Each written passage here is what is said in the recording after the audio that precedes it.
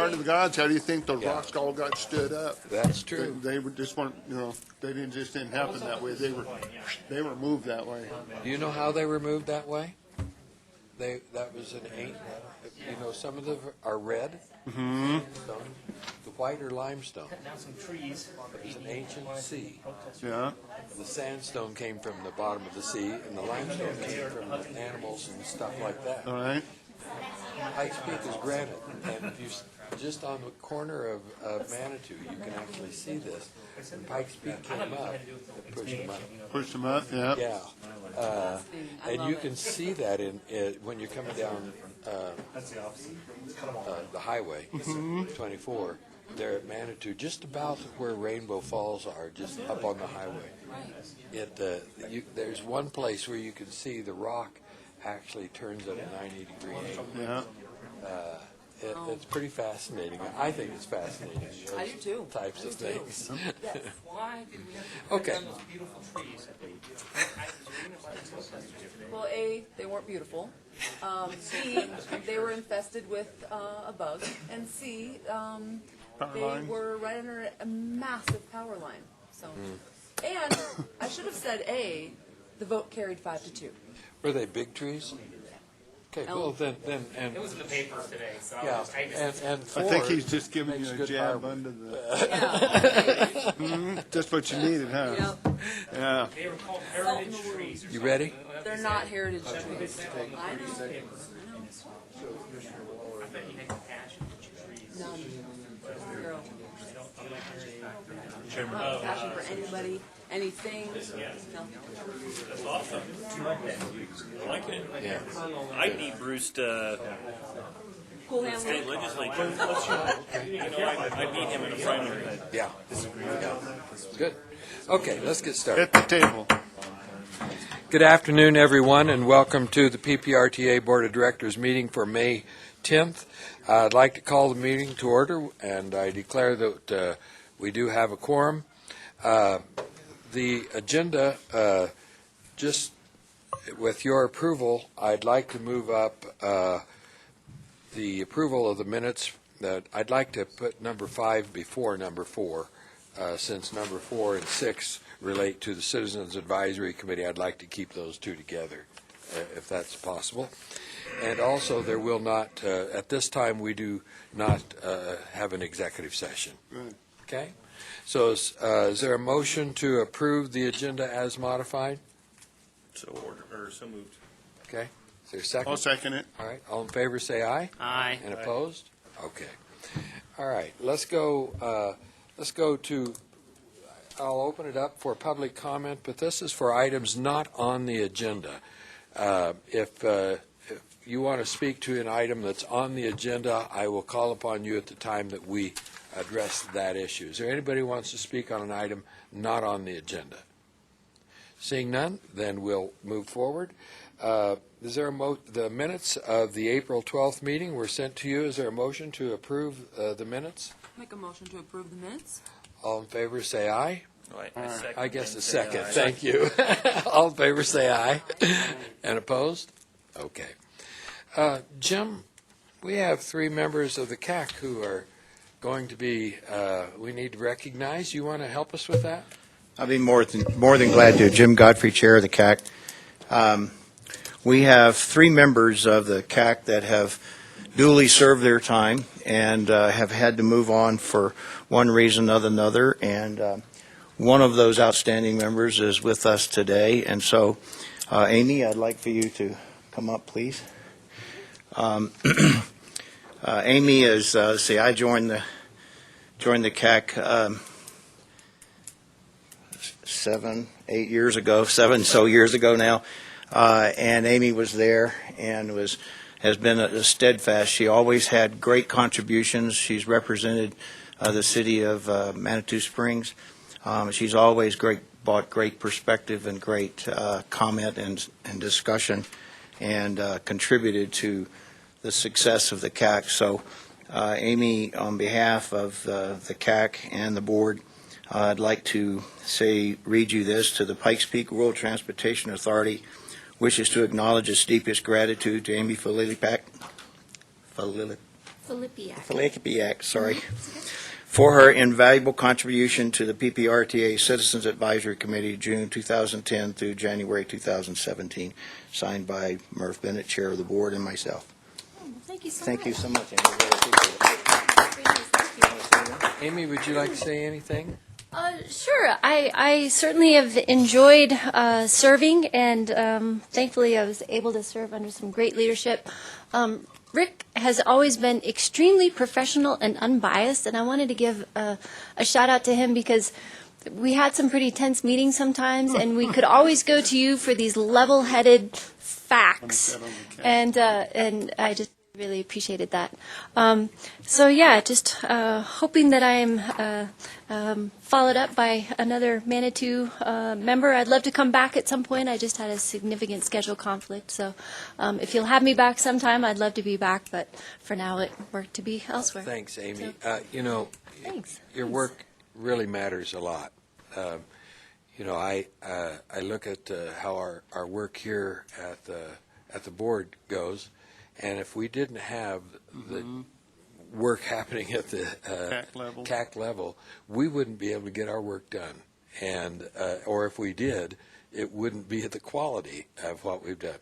And the last vote being 80-20 in favor of continuing with PPRTA, I give the CAC most of the credit for that, because you're the ones that gave us the credibility in the work we're doing. I just really deeply appreciate all you've done and your colleagues, and I hope you do come back. Oh, well, thank you. Thank Yeah. you. Can I One add on day. to that? Yes, please. Mr. Chair, yes, so just on behalf of Manitou Springs, certainly me as an individual, and then the community as a whole, feeling so confident that we had you representing us, Amy, was very comforting. So thank you very much. Well, thank you. Thank you. I appreciate it. Thank very you much. very Thanks. much. Thanks. All right. All right. And as long as I'm involved, you're more than welcome to come back. If you could go ahead with the advisory committee report for this month. Yes, I would like just to mention the other two members that have departed us, John Dooley from Green Mountain Falls and Steve Murray. Both of them had more schedule conflicts and professional with their work that had to move on. So, okay, I'll go into the minutes of the CAC. The first item had to do with City of Colorado Springs contracts. The city brought forward a list of some contracts for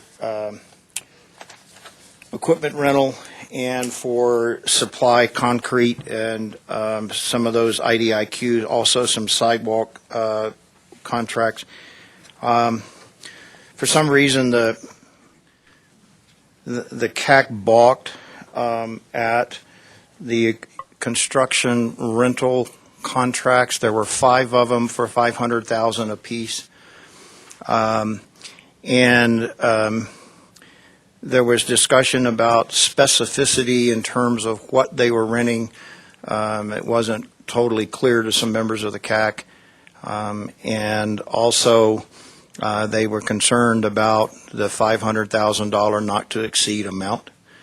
And so after about 45 minutes of discussion back and forth, and I'll apologize to the members of the staff. They were kind of hard on the staff trying to get some answers and Dave and some others tried the best they could. But bottom line is the CAC voted to bifurcate the 5.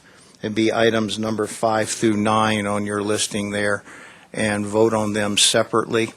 So they approved all the others, and on those 5, the recommendation of the CAC, instead of the $500,000, the CAC recommended reducing those to $100,000 with the stipulation that the city come back to the CAC with a better explanation of how they intended to use those contract mechanisms. And so that's the issue on that. And just for everybody's knowledge, we will have further discussion on this when it comes to Yes. the contract. right. And the other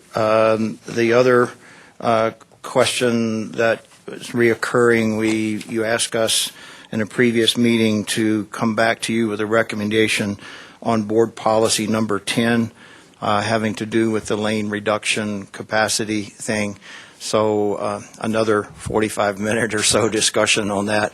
Good inputs, and you have your recommendation before you there from the CAC in the wording, and that'll come up again on the agenda. And if you need any more comment at that point, I'll be glad to help. All right. Any questions for Jim? All right. Jim, thanks. If you could put on the record that Mr. Murray has joined the board meeting. Okay. Good. Let's go to, let's bring up Good News Bev and with her financial report. And she continues to be Good News Bev. Good afternoon. Well, yesterday we received almost $8 million compared to the $7,270,000 budgeted for the month of March, which means we were over by 10%, or $725,000, and 9.4% ahead for the year. And this is the amended budget. If you may recall, we added $5 million to the budget in the amended budget, and now I'm going to ask if we should add more to the next amendment, which is the normal amendment, where we bring forward the unspent funds by each of the line items. That would have normally just been the only one we had, but I was thinking at the 9.4%, we could be up $8.8 million this year, so I was kind of thinking $6 million if you approved bringing that money into the amended budget. Yes, it would. We are really, this year has been amazing. Well, if we do that, tell us the process that we go through. Okay, so next month I'll be bringing the amended budget to the CAC and the board, and that I go over it in detail, usually. And then the next month, which would be July, you would vote, the board votes on it. Okay. Because it's a 2-month So process. this will come back to us. So is there any objection to her using that figure to do her No, I just had a presentation? quick I question. do as well. Thank you, Mr. Chair. And just for clarification, for those of us that are fairly new to the RTA, what was the original budget? So the original budget that was passed, and now how much beyond that original budget are we?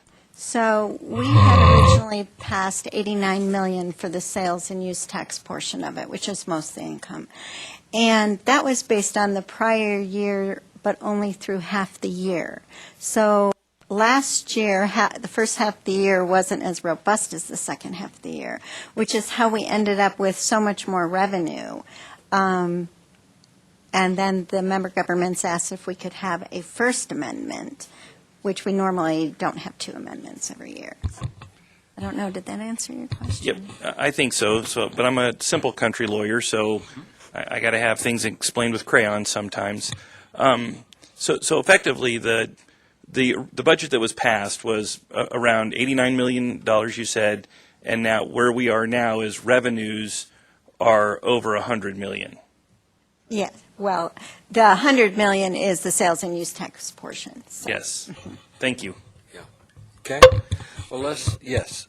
So my question is, so in attempting to utilize the increase of revenues here, do the municipalities have the capacity to utilize all that? Or was there a potential that now we're going to have a bigger budget and then at the end we haven't been able to utilize it?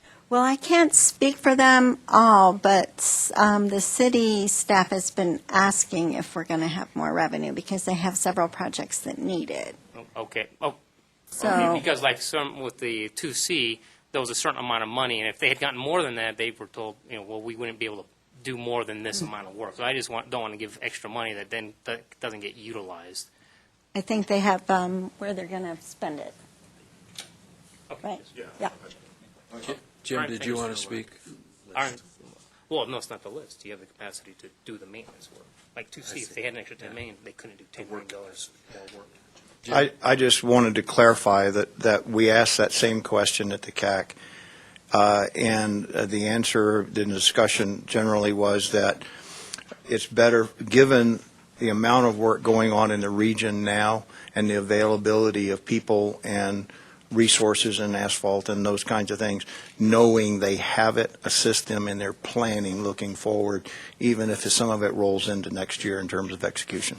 They can actually initiate the planning earlier. Right. Yeah. Got Okay. a plan two number. Yeah. Bev?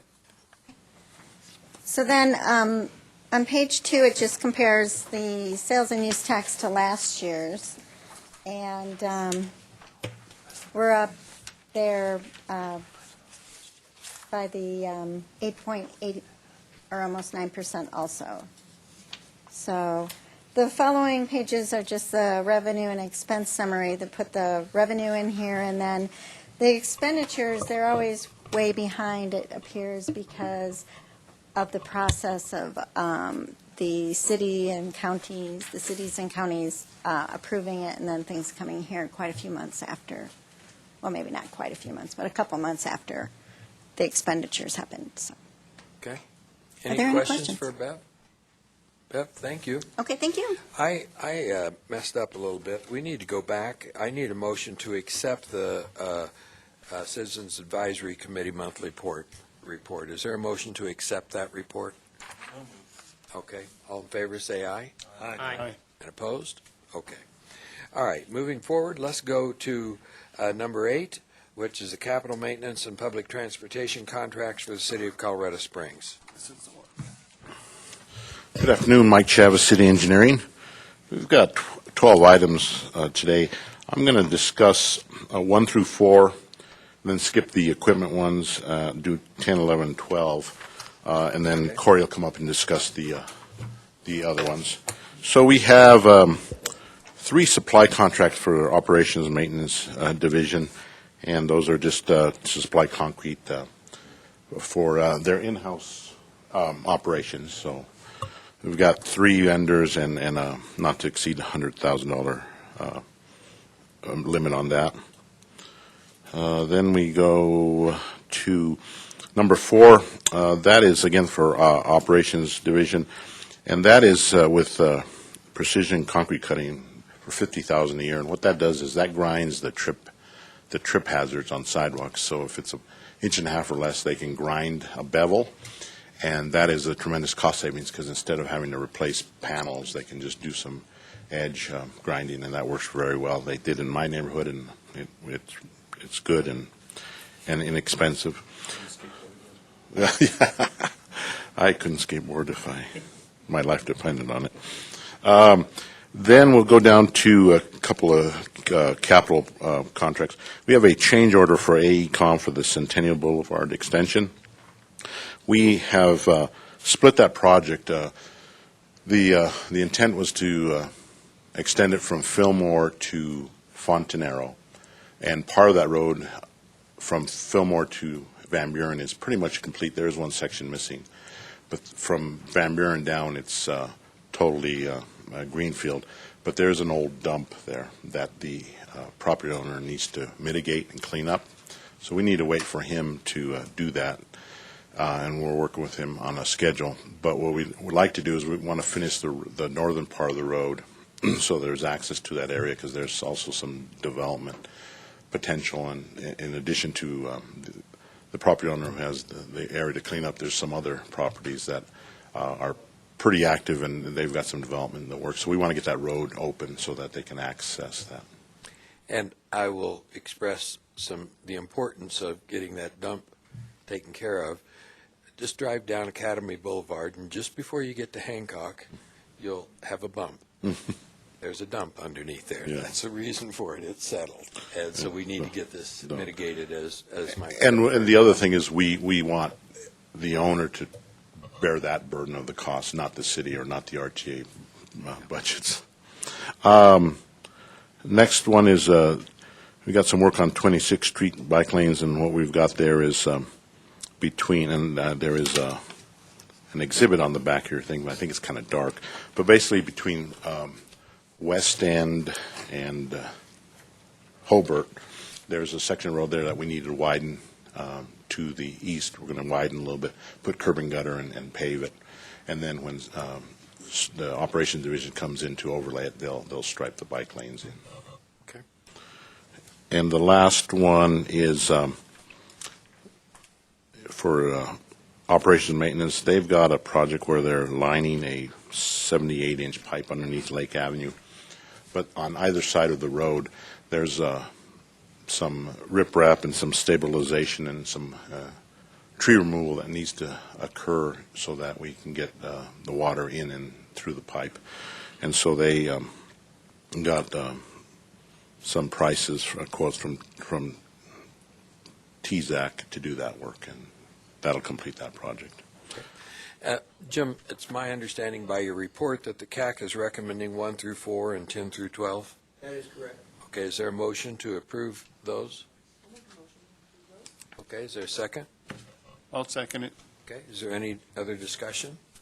Is there anybody in the audience like to speak to those items?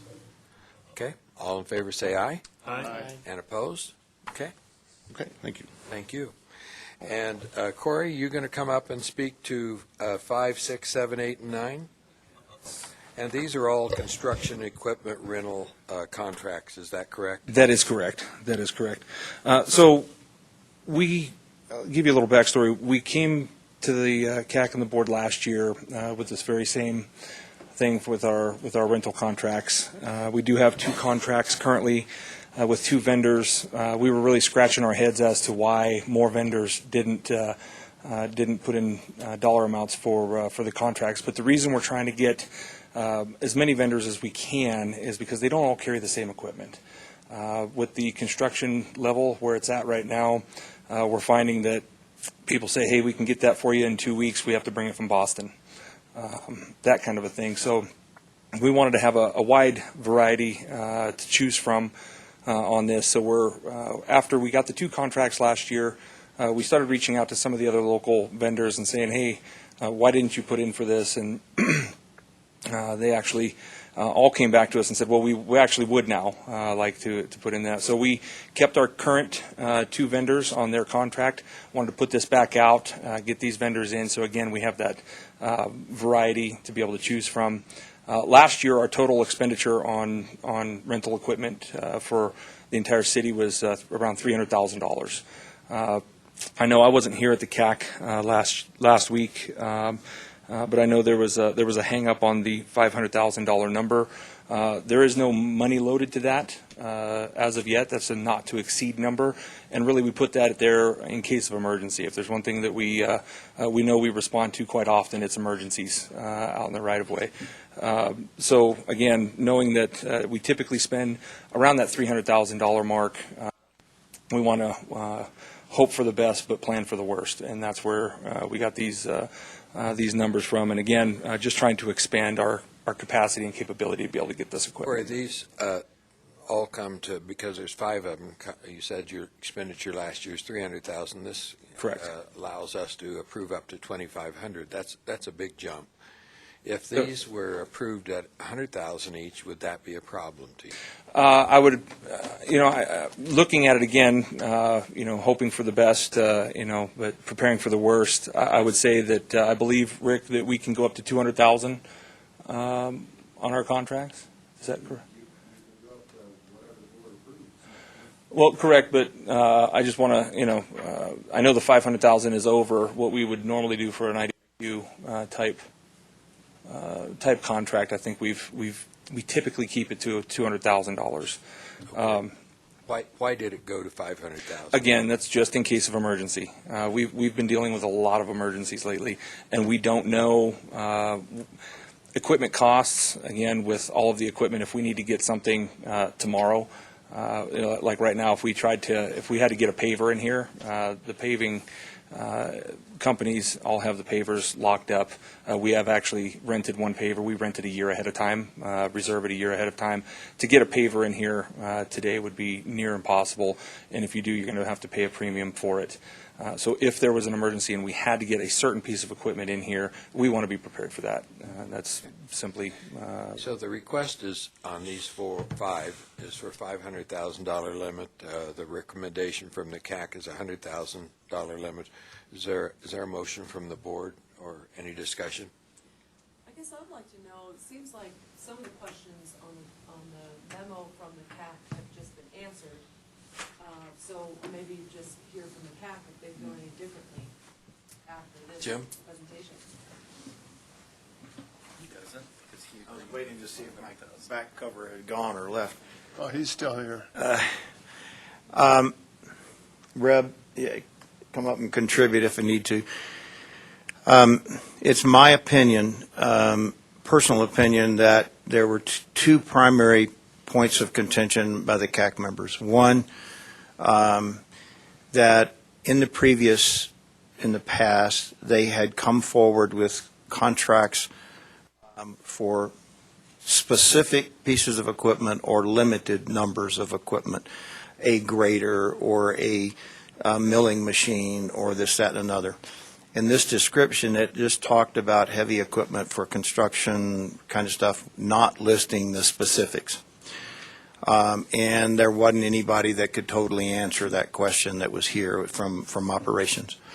The second thing had to do with the perception, well, not the perception, the fact that these IDIQ open-ended type contracts from the city over the last couple of years has grown from 100 to 150 to 200 to 300, and now this was 500,000 apiece.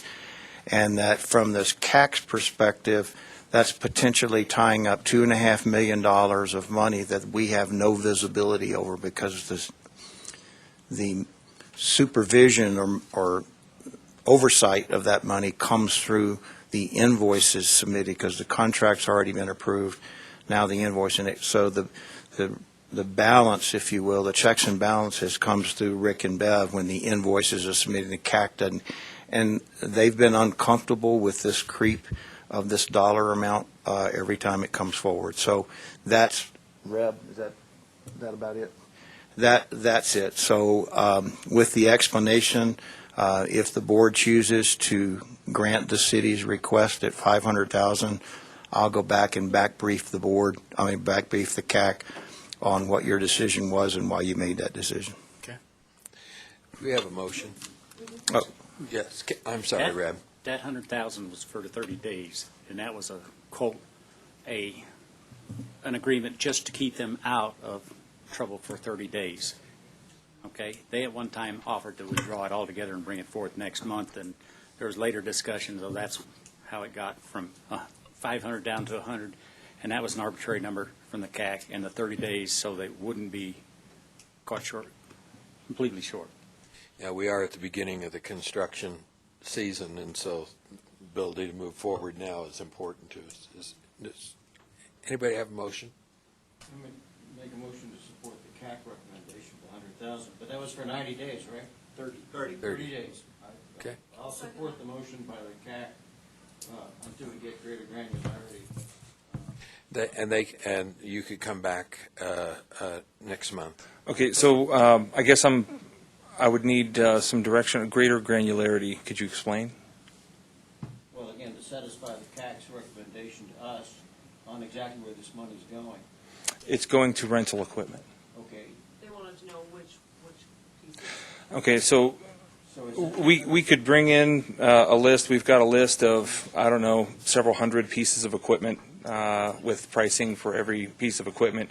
We don't know what we need for any particular job until it arises in a lot of cases when we get out there. And so when we're out there and we see that we need a skid steer with a road hog unit on the front of it, for example, that our skid steers that we have internally cannot support that particular attachment because they're not a high flow mechanism on the hydraulics, and they don't have a self-contained water system, then we have to go out and we have to rent that particular piece of equipment for that particular job at that particular time. And so again, we're just trying to give ourselves a menu option to be able to choose the right tool for the right job at the right time is what we're trying to do. Yes. And so correct me if I'm wrong, but my understanding is it's not that you're asking to go out and spend $500,000 on these maintenance contracts. Absolutely. All you're asking to do is say, look, if we have an emergency, we want to have the authority to spend up to that limit. Correct. But we're not necessarily doing it. Absolutely. 100,000 might be just a little bit thin for us. If we can only spend up to that, we might miss out on an opportunity if we have to come back to the CAC and then the board in order to approve that. Am I understanding this correctly? You're spot on. Okay, thank you. So can I make a substitute motion? Is that You can amend the motion. Yes, I would like to amend the motion to put it back to the original 500,000. We need to deal with the amendment now. Is there a second to that amendment? And beyond the 30 days or just the 30 days? Well, beyond the 30 days. So two substitutions, because the original motion, I think, was for 30 days, 100. Right. You can't make two substitutions. It's all the same. This would go from 100,000 to 500,000 limit. Is there a second to the motion that's been made? Then, okay. Any other discussion on the amendment? I'm going to go here, then I'll come to you, Bill. Okay, so we don't have the examples of equipment. So if there was an emergency and you need a piece of equipment, you're saying that within 30 days, for one or two pieces of equipment, the rental for that equipment would be in excess of $100,000 for 30 days use? It depends on the piece of equipment, but probably not. But we've got 4 districts. We've got a maintenance support district. We've got a concrete crew. We've got multiple crews that are out in the right-of-way working at all times, and so this is for all of that. We've got 194 square miles to cover, and it takes a lot of folks and a lot of equipment. So one piece of equipment may not be 100,000, but all of them together could be. Correct. But the $340 or $360 whatever $1,000 spent last year was in a 1 month period? No, that was for the entire construction season. That was for the year. That was for the year that we For did. the whole year. Correct. So I would find it a little odd to go over 100,000 within 1 month. What's the fastest we could get together to vote on an extension of an emergency increase on funding? That would be my secondary question. We'd have to have a special called meeting. It's also the contract itself. It's not the Right. work doled out over the contract. So the contract might be for 300,000, and it might take a long time to execute all that work. Okay. Mr. Murray? Well, again, I see a great difference between the credit card limit and the budget. And you come in, we start talking about these are all emergencies and specialized equipment, stuff like this. I budget those things into the process. I don't understand a series of emergencies at 500,000 for 5 different companies. Okay, that would result in. You haven't seen our fleet. We have equipment go down all the time. So if I've got a project that's planned, Okay, is this a 2C project or is this an RTA project? it's a right-of-way project. So 2C projects are completely separate. That's all contracted out. We don't have any in-house involvement with that. Our in-house PPRTA projects that we use city equipment for, some PPRTA equipment for, if that equipment goes down, which happens quite often, and we have to shift gears and go grab a piece of equipment to finish the project, then we have to have the capability to do that. Well, again, that's a capital issue. Okay, capital machinery. If it goes down that often, I mean, there's a serious flaw in how the whole system works. So you've got to run out and rent because your equipment is constantly going down. Mm-hmm. You have a bigger problem than what we get ever address here. And I understand where the tax is coming from. I go back to the original motion, 100,000 for 30 days. We will deal with the amendment first, but Rick, did you want to speak? Please. We did. Tyler seconded. I think Councilmember Murray's example of credit card limit and budget is a good one. The 2017 budget for City of Colorado Springs for PPRTA maintenance is about $23 million. Of course, with the 2 amendments, it'll probably go up to about $25 million. This example of using $350,000 of rental equipment last year, assume some inflation, assume that's $500,000, is 1/5, is a rough budget of 1/5 of the credit card limit of $2.5 million. The CAC and the board have been doing this kind of on-call availability for many years, And just like this is about a 5-to-1 ratio, I have not run the numbers, Bev could run the numbers, but the open-ended on-call availability is probably 100 million, but their budget is 23, soon to be 25 million in maintenance. So there's a huge credit card limit, but they have a budget limit that Bev and I monitor. So I'm not advocating for or against, but I'm saying the precedent, the board and the CAC has set the precedent over the years to have a lot more credit card limit than budget. This is more of the same. It's just if you want to see the equipment list, Corey's saying we don't know at the beginning of the summer what pieces we're going to need next week or tomorrow. And he's wanting to add, he's wanting to have 5 vendors instead of 2, because with all the construction and development that's going on in the private sector, they're going to be using rental pieces. So you probably need 5 vendors instead of 2 in case you need a piece of equipment that's not on the first 1 or 2 vendors that they call. So again, I'm just trying to provide historical background, not trying to advocate either side. Okay, thanks, Rick. I'm very supportive of going to the 500,000, and the main reason is that there's so many unknowns out there that I do not want to start our construction year with serious limitations on your ability to deliver on what needs to be done. So since it's not a plan to spend 500,000, it's only a not to exceed. I'm very comfortable with it myself, and would encourage everybody to support the amendment. Tyler? One more differentiation that maybe you can emphasize is the difference between the budgeted amount of that 23 million and the relationship of this 500,000 that's being approved for contract, and help us to define that, because I think what I'm hearing this board contemplate is, do we allow a 500,000 overage in the budget? And that's not, I believe, what's being presented.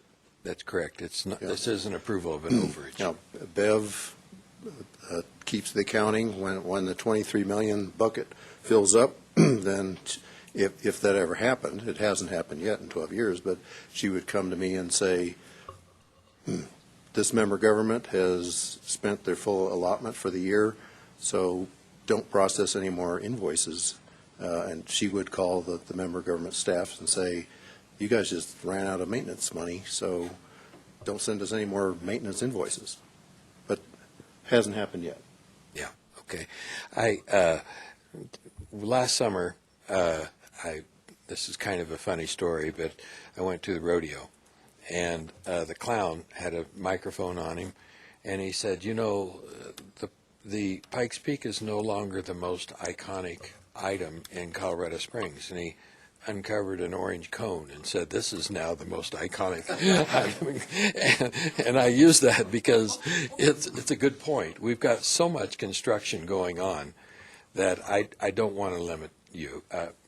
Now, so, Michael, so if you had a construction project that goes 2 or 3 months, do you rent that at a month-to-month or for the 3 months from the beginning of the contract? So, for example, our mechanized patching, we rent a paver, and we'll rent that paver for the entire season. Because once you release that paver, it's going to be gone, and you're not going to get it back if you need it. So if we had a project that was a 2-month or a 3-month project that we knew about, we would rent that well in advance, and at least reserve it well in advance, and then try to hold on to that through the end of the project. Because again, once you relinquish that, you're not getting it back throughout the season. So again, we've come to learn over the last couple of years as the construction continues to ratchet up, it's getting more and more difficult to find equipment. We try to pre-plan as best we can, but again, you're right, we do have fleet issues, and we are working on those. But again, that's something that's basically out of my hands. I'm tasked with maintaining the infrastructure, and we're trying to do what we need to do to be able to do that. Okay. Any other comments? Anybody in the audience? Yes, Bill? Our primary responsibility here is checks and balances. by stripping them away and continually increasing the level of capability, it does not resolve us to that responsibility. So how do we know, after we okay it today, okay, that they haven't used the 500,000 or they have used it diligently? I mean, is it up to the CAC to come back and say, we've checked the numbers and we have certified that what they've actually done is meet right so to do? We can certainly ask them to give us a report, and they will do that. We'll absolutely report out on everything we do. We, on the maintenance, and Rick can speak to this, as far as the maintenance goes, we get a lump sum dollar amount. So this year, my initial dollar amount for maintenance for my division was just over $16 million. We had an appropriation, so we're up around $18 million for PPRTA maintenance. Essentially, once we get that dollar amount, it's up to us as the member body to figure out where that needs to go. So if we wanted to put $18 million into paving, we put $18 million into paving. If we want to put $18 million into concrete, we put $18 million into concrete. It's where the need is at. So while if asked, we'll absolutely, and we do report out on everything that all of our expenditures, where those monies went and what we got done with it. But once we get that lump sum, it's up to the governing body to distribute that throughout the maintenance Okay. programs. Rep, would you like to speak to this item? Just one thing. There's been conversation about going to the $100,000 the CAC recommended for 30 days and going all the way to the $500,000 that they asked. He just reported spending $300,000 last year.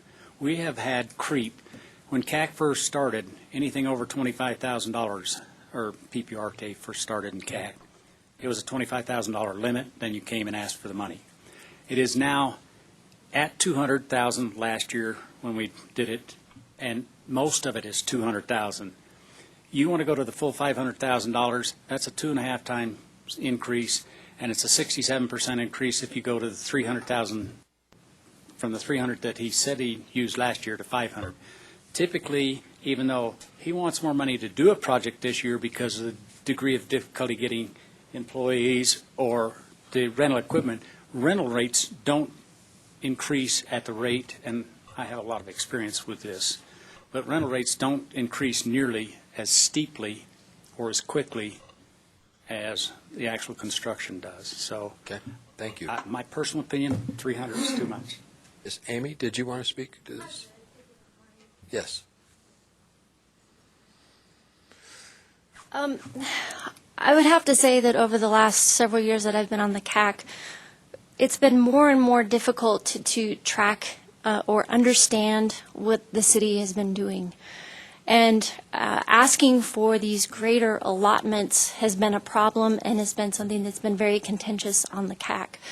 It's just gotten very, very difficult to understand the paperwork or to address an emergency that's come up for a meeting and we need to make a decision during that meeting, but we don't have all of the facts, and can you get us some more facts? But yes, that's going to put us so far behind. It's really hard to sit and watch this again. Thank you. Thank you. Bill? Again, one of the processes, you've got 5 separate companies, not to exceed 500,000. That doesn't sound competitive to me at all. Okay, so how do we work competitiveness and the best bang for the buck throughout this particular system?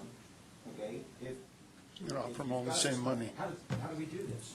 Again, we're losing our discipline and rigor of the checks and balances of the system. That's our main process here. So we do get unit pricing from all of the vendors. We don't just go out and say, name your price. We have them turn in unit pricing. So a John Deere backhoe from one vendor might be $100, might be $200 from another vendor. We go to vendor one and say, would like your John Deere backhoe at $100. They say, yeah, we don't have any John Deere backhoes. They're gone. So our next step is to go to vendor number 2 and say, we need your John Deere backhoe at $200. So we absolutely do get line item pricing for all of the pieces of equipment that we have. Okay. Well, yes, Mayor? So Amy, if you wouldn't mind, just a little bit of follow-up. If it's been a pattern of this difficulty that you explained. What would be a remedy of that? Just this, perhaps this dollar amount? Or, we started this meeting by totally honoring the importance and the role of CAC members and the CAC in general. So to hear what the CAC is saying about this is very important. And if it's been an ongoing issue, and it seems to be increasing, is what I'm kind of hearing, what is the remedy to that? It's important to discuss these and this dollar amount right now, absolutely. But if this is going to be an issue and it's becoming difficult, what do we need to do? I'd like to come back to that question because right now I'd like to keep our focus on the amendment so we can get that addressed. Is there any other discussion on the amendment, which is to amend the from 100,000 to 500,000? Let's do it by an upraised hand since there's 6 of us here. All in favor of the amendment, raise your hand. And opposed?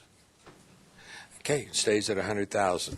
Is there any other discussion over this at 100,000 for 30 days? All in favor of approving these contracts for 100,000 each for 30 days? Let's say aye or Aye. and opposed? Okay.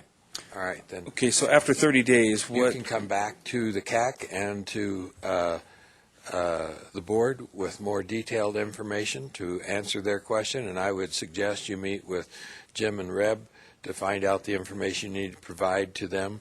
And but this will give you totally about $500,000 approval for you to move forward. understand? Thank you. Okay, thank you. All right, let's keep moving on to other reports. The City of Colorado Springs Transit Services monthly report. Did you draw the short straw this time? I did, yes. And Craig is out of town, so that helps. Good afternoon, Brian Vituli with the City of Colorado Springs Mountain Metro Transit with your monthly transit report. For our fixed route services, we saw about a 13% increase comparing March of this year to March of 2016. And I would like to point out, if you're looking at this item, the chart at the bottom of the page, normally during our winter months, we see a dip in ridership. If you look at January and February and March of this year, we're well above the past 2 years.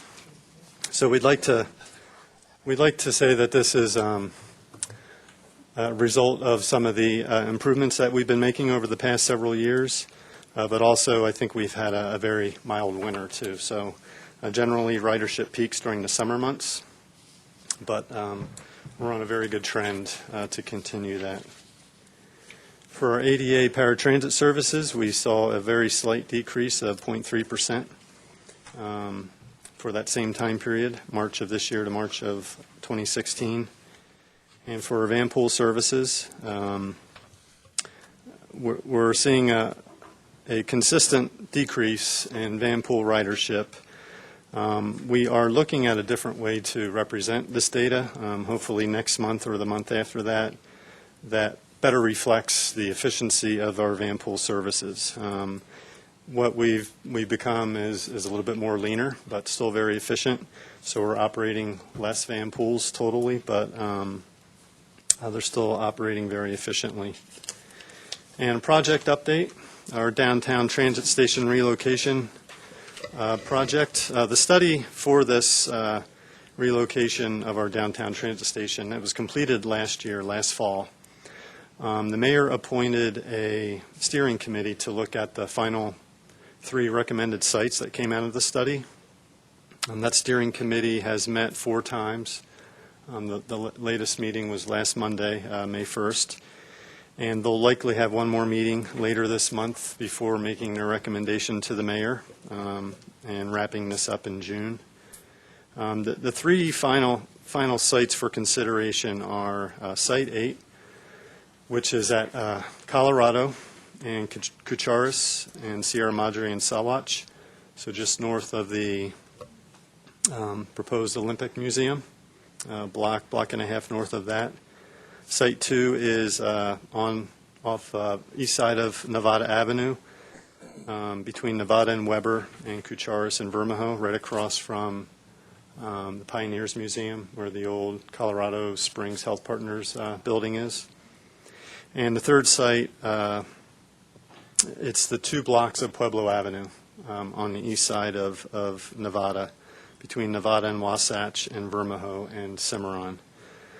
And what the steering committee is doing, and what we've been careful to do, since this has been addressed multiple times over the last 2 decades, and we're still in the same location that we've been in for 40 years, is to not move forward with one top priority, but to actually prioritize the site. So if we move forward with one site, and for whatever reason that falls through, we can then move to the second site. And all 3 of these sites are there because they are feasible, they can be done. There's very good things and some challenges with all of them, but we would like to have the steering committee make a recommended prioritization of the 3 sites. So, but very good work being done by the steering committee. Mr. Godfrey is representing the RTA CAC on that, and we have probably 15 to 18 members, a broad spectrum of elected officials and community members, so it's really good work. And we just implemented the first phase of our 2017 service changes on April 30th. And mostly these were just some time point adjustments to help improve the on-time performance and efficiency of the routes. And we also started the seasonal Manitou Springs shuttle services for the summer months. So, Okay. are there any questions? Any questions? Bill, did you have a question? I'm sorry, Mayor. Okay, and then we'll come to Bill. Real fast, okay. Taking bets. So you make the reasonable section decision June 2017. When can I drive through the facility at the downtown Branch Store? Well, we're optimistically saying 2 years, once environmental work's done. And 2019? yes. June of 2019 is when we can drive through this facility. Sure. Maybe the fall of 2019. Give a couple Okay. extra months. Mayor? I just want to say that we love the free shuttle. Everybody should use it. Park at our free municipal lot and take the free shuttle. Of course, it's not free. Nothing is really free, but you know what I'm saying. And I just want to just real quick, March ridership on the shuttle, 16,000 people.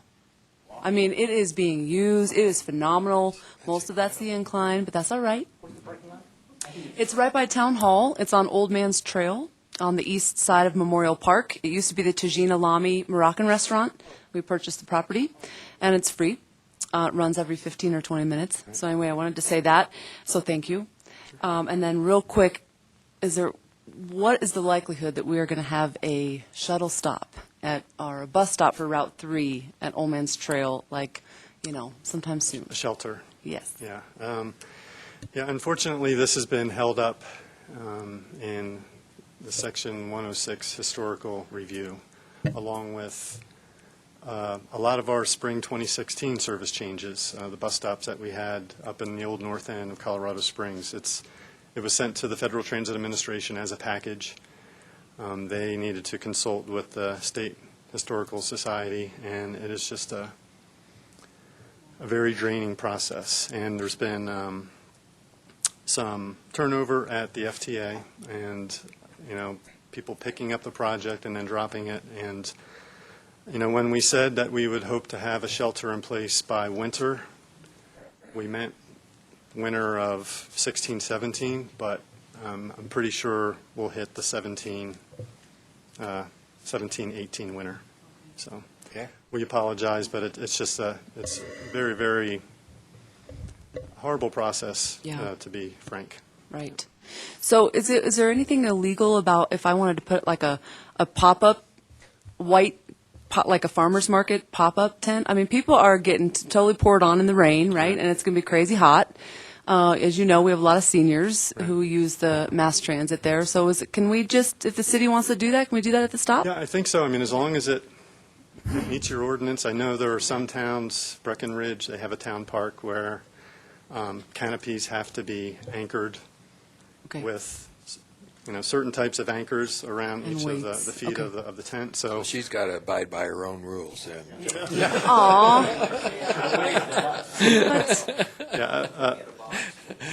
a tarp that you buy at Walmart and strung across, to a couple trees probably wouldn't work. But, I mean, with the winds that we get and the downpours, you would want it to be secure enough that the weather wouldn't move it and injure somebody. But, Okay. I'll look into that then. And we'll let you know as soon From as your we hear. angle, it's okay. Sure. Okay. Thank. So the lesson from Manitou is this: if we charge you $70 to park and we'll tow you away anyway, okay, then we'll use a free shuttle. Is that how this thing works?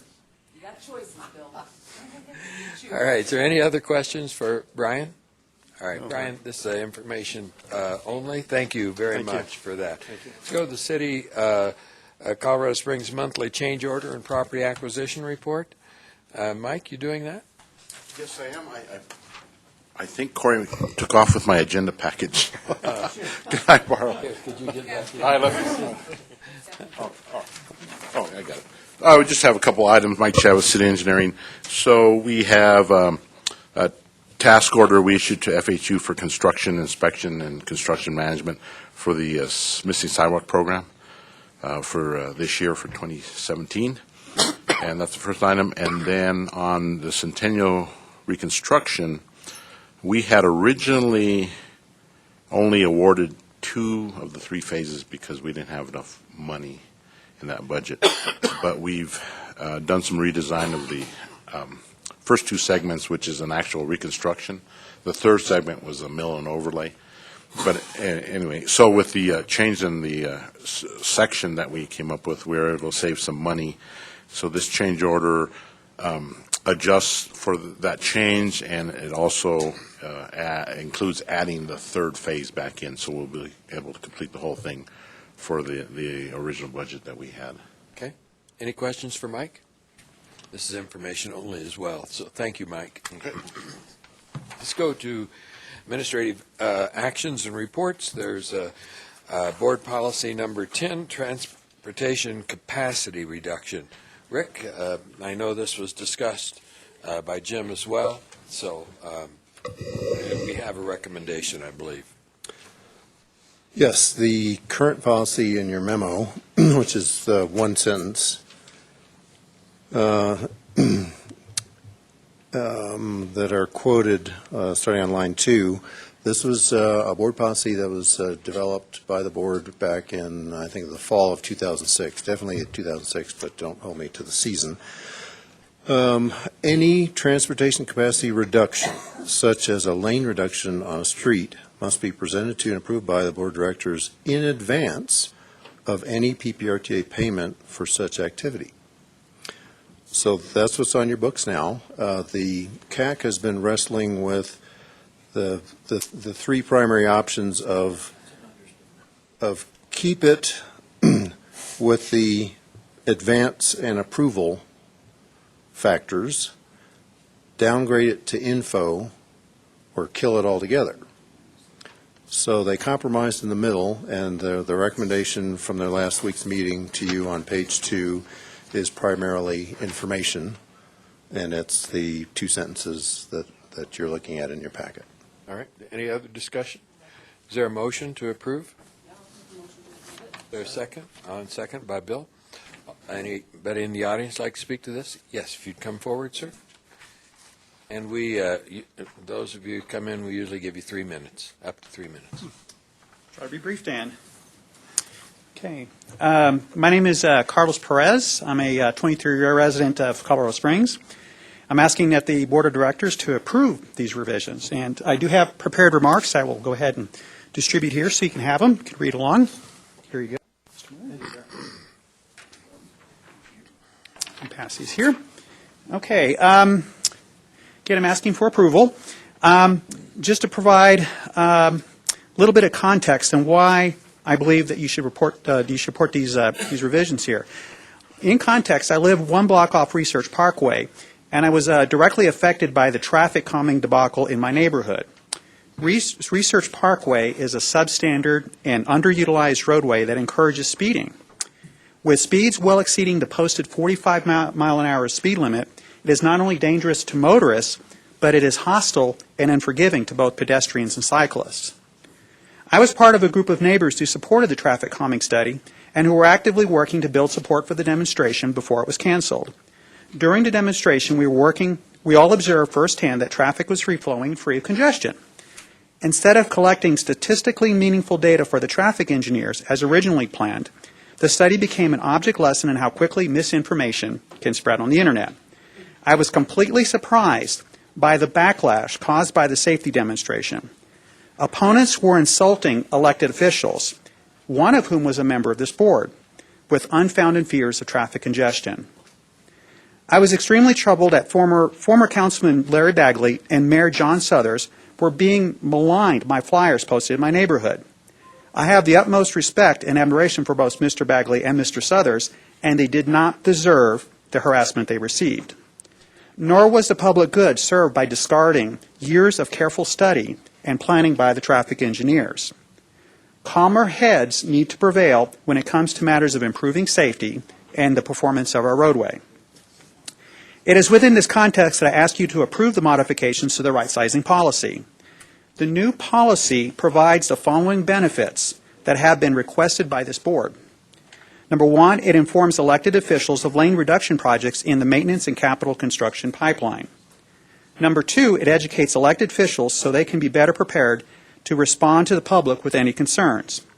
And number three, it communicates in writing and orally so the board can ask questions and hear from subject matter experts.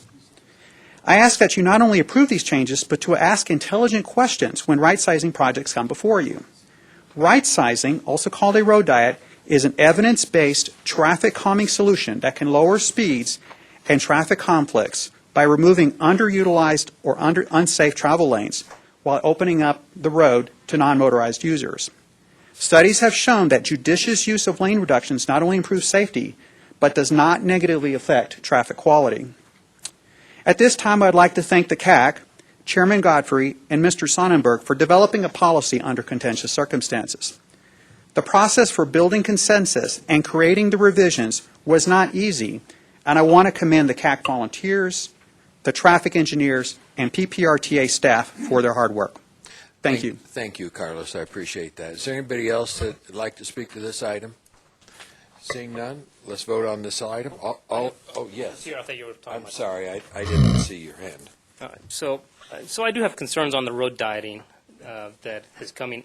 I think that the research project, nobody knew about it, or that's the impression I got, and that this would make it even less likely until after the money is already allocated to these programs. I did attend the bike forum last week. Very informative, but I got the impression that it was a foregone conclusion that road dieting will be the way to go. And I think this is going to make it less transparent of a process. I made a couple of comments, and I was, let's just say, people were not happy, and I was receiving negative feedback from people there when I was just making simple comments and questions, and that the people there are kind of set on road diets as being the only answer. So I'm concerned this is going to make things less transparent. And Lahinos, I understand where you're coming from. I don't necessarily agree with you. I think this will require communication where before it was not. And what happened on research never came to this board. So this would require it to come to this board. So and to the CAC. That's correct. So all in favor of this policy? Yes. I'm concerned. So I'm maybe not understanding the request. So it says that this must be approved by the board. So how is it? How did things? The original line says it to be approved by the board. This was the original policy was a policy that had been forgotten or we didn't even know existed, and so that's what happened there. This is a refreshing of the policy to a more clear and applicable solution. But then so the research project, had it been RTA related, should have come to us for an approval. That's correct. Okay, so in my mind, I still believe what I think. Right.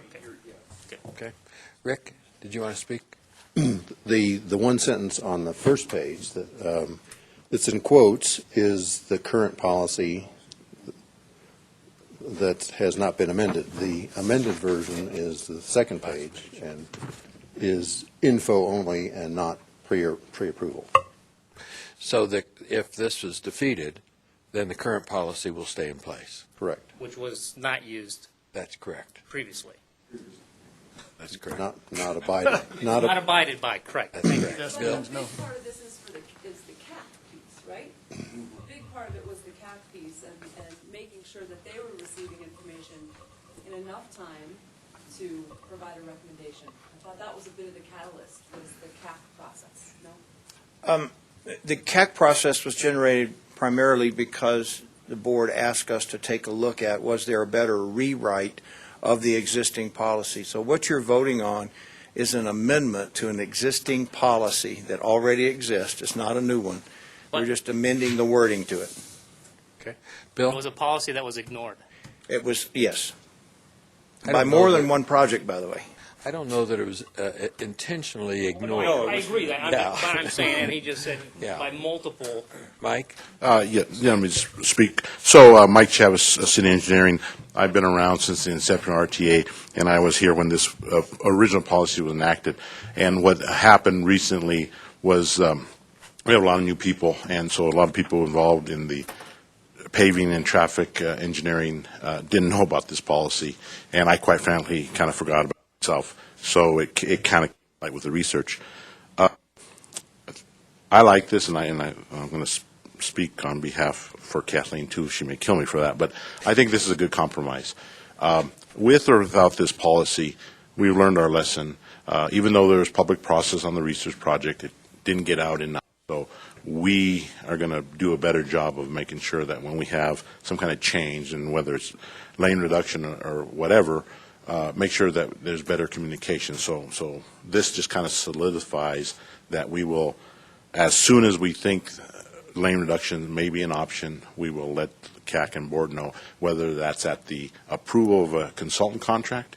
If we kind of know that's one of the options, we'll say, this is being looked at. Or if it's like research where it was kind of came in, well, this is what we want to do.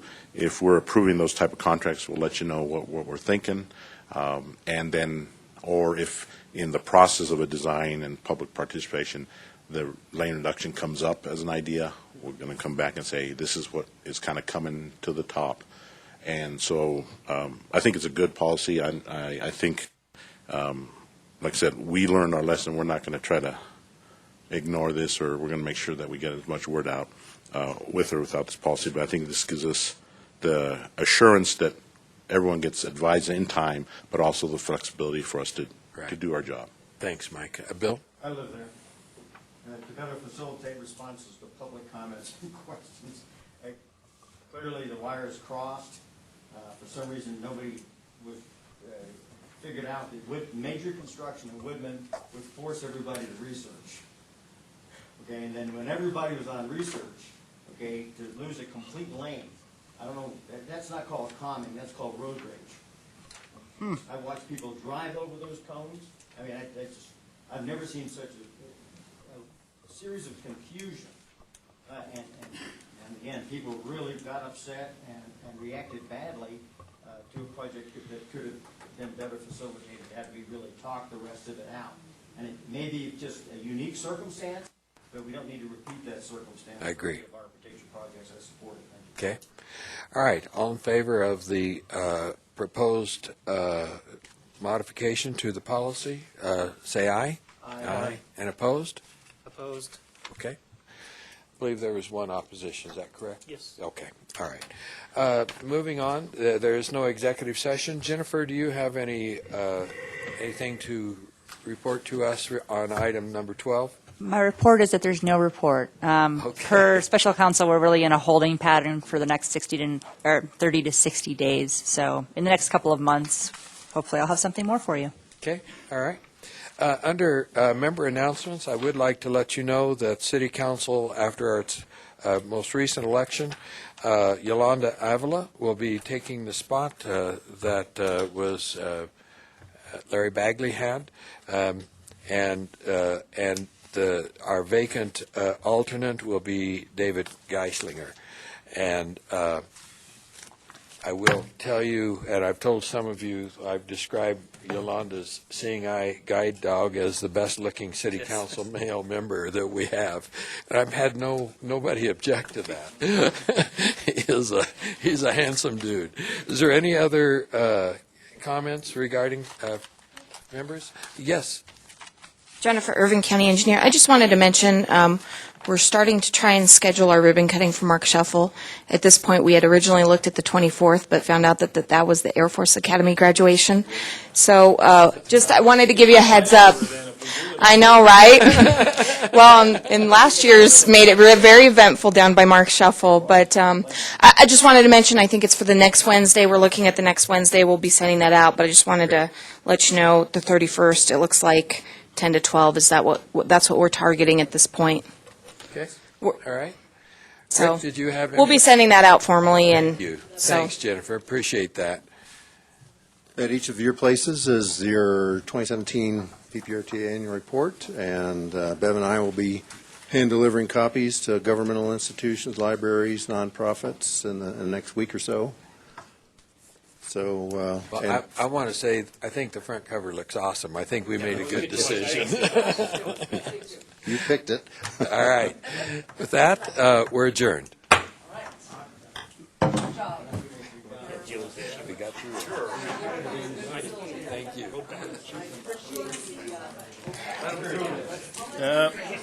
Hold it. Don't let him get off on a tangent.